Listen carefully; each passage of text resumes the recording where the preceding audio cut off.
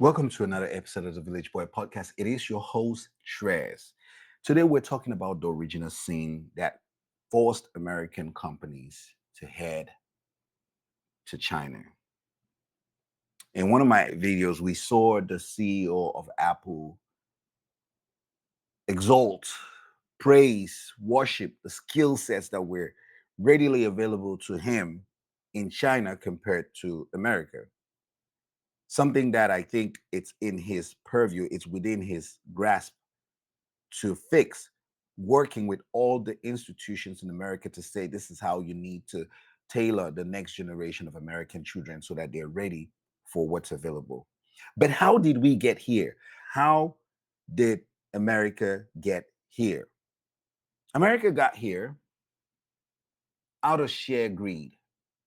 Out of sheer greed. Greed is one of the things that has destroyed this great country. The thirst and desire to make more and more at the expense of everyone else is how America got here. The Republicans were pushing for free trade. They wanted to have the ability to trade with other countries because there was this fundamental arrogance that the American economy is so robust that it could withstand any amount of shock and still survive. There was that arrogance. Nobody foresaw that in 30 years, another superpower would emerge. Multiple superpowers will emerge. Americans, the capitalists, the oligarchs, were thinking in the short term, let's make as much money as we can right now, and maybe in the future. Why don't we take our products to China, to Vietnam, to these places where we can make them for $1, $2, turn around and sell them in the most powerful market with the strongest purchasing power ever created and multiply 10 times over the prices. And the people are going to consume, the people are going to buy. And the Democrats who only think in the area of taxes, Democrats think about taxes and sexual orientation, gender orientation. So all two things. If a Democrat is not taxing you, they're trying to restructure your gender. The only two things that Democrats are very fundamentally good in. So a way to tax you or a way to figure out your gender structure. Nothing else. They don't care about nothing else but those two things. And so Democrats figured out, let's tax our companies so much money so we can coop so much of that money and then maybe invest in the people. That was the logic. Tax your companies at 35, 40% in a society that is so greedy about making profit, incentivizing the companies. The companies came up with a strategy that we're not going to pay these taxes. All we're going to do is move production to another country and then turn around and sell the products in America. On one hand, the Democrats were taxing the companies.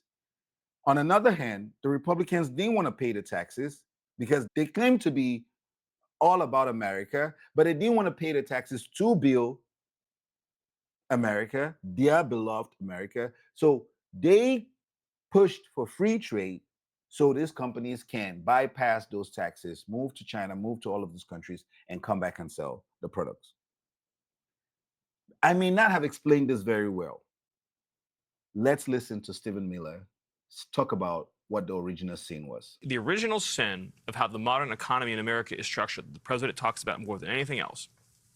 And it gets to Caroline's point about the overall economic vision. The original sin was that we created a tax system that punished you for making something in America and rewarded you for making something in China or a foreign country.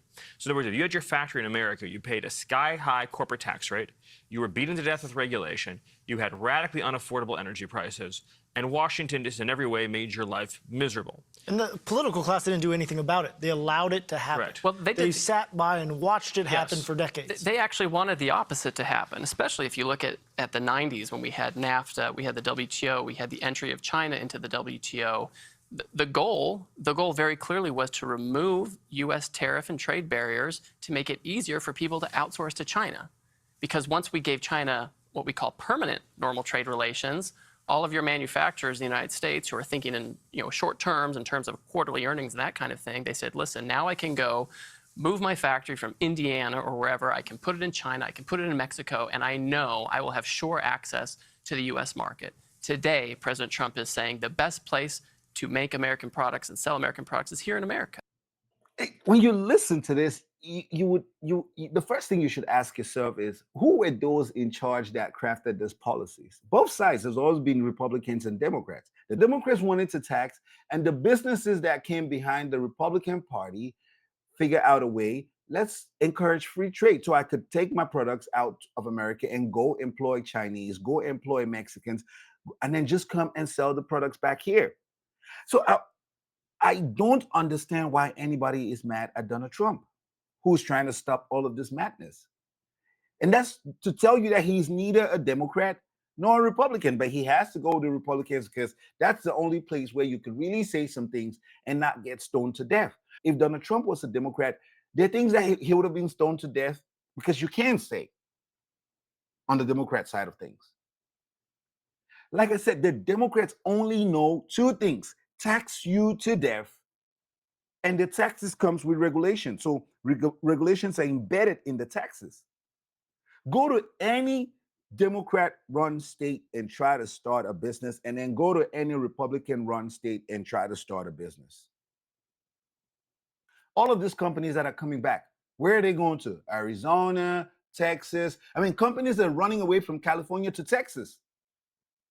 Texas is the new Silicon Valley. Nobody wants to pay the taxes or regulations that come with California.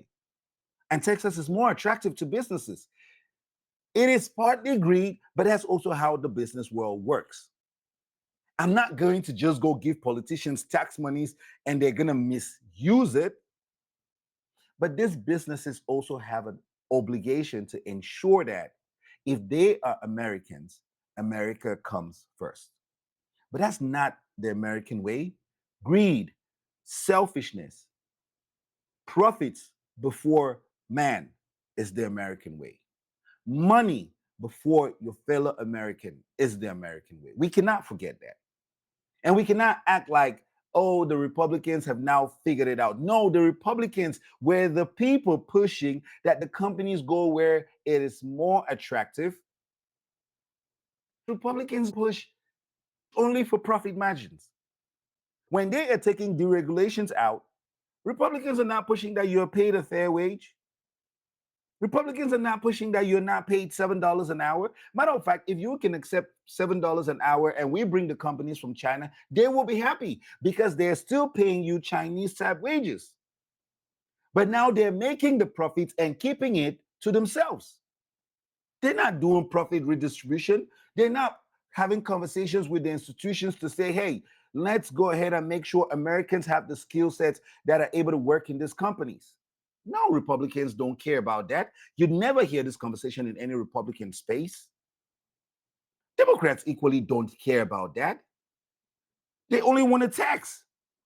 If Democrats can tax a company 50%, corporate taxes, and other kinds of nonsensical regulations that they put in place, they'll do it. And companies will continue to move from where they can survive. Because at some point in time, it becomes survivability. But Apple is not a small company. Tesla is not a small company. For these companies to be running to China and glorifying and talking about the exceptional skills available in China and not talking about how to build those skills in America, is why America is where it is today. We need to hold the CEOs accountable. We need to hold these companies and shareholders who are as greedy and as greed can be, who don't see Americans as nothing but objects to be used and dumped, What value does the American worker represent in an Apple company? What value does the American worker represent in a Tesla company? These are companies that have fought to ensure that there is a loophole where they can bring those foreign Chinese workers, foreign Indian workers, foreign Bangladeshi workers, foreign workers from everywhere in the world to come work for cheap. The companies are all about cheap. When you look at China, they take care of their own people. They invest in their own people. When you look at the work culture in Japan, it could be brutal, but Japanese have some of the best working condition, environmental condition, work-life balance compared to America. America is set up for vulture capitalists, people who only see money. They don't even see you. You are a liability to them. Let's not act as if Republicans have just now figured out, oh, this was the original scene. No, this was a collective scene. The sex and gender people did what they do best, and they will still do what they do best if they had the opportunity. You think that Democrats are ever going to come to power and say, let's lower taxes on corporate America? No, they're never going to do that. They are going to ram up taxes to 37%, 40%, and they expect these companies to still stay. And the Democrats themselves have not developed infrastructure. We've had a Democrat president. Infrastructure in America has not developed. So that's not a priority for them either. It's not a priority for Republicans. These parties only see Americans as an accessory to their ends. America has to do better. Americans have to demand better. Americans cannot trust the Democrat Party because the Democrat Party talks a lot of hot air and doesn't provide the solutions. The Republican Party is a smokescreen. The Republican Party essentially ensured that American companies were moved to China so that they can earn a profit. And now they have all of these people that are coming to pay into their campaigns. Now they've all woken up to the realization of Donald Trump, because Donald Trump is saying, I want America to win. For Trump, it's all about bringing those companies back and ensuring that Americans have a fair deal. You cannot hate that. If you hate that, you hate America. It's your host, the Village Boy Podcast, as we wrap up this session.